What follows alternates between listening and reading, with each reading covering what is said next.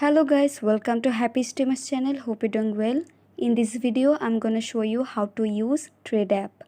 So guys, Trade app is an excellent app, and this is an app that will make your life more interesting.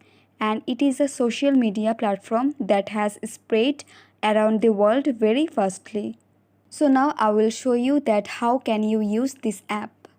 So guys, after open this app, the feed page will come.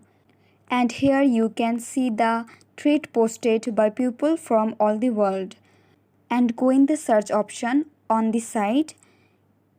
You can see who is using this app, and also you can follow them like this.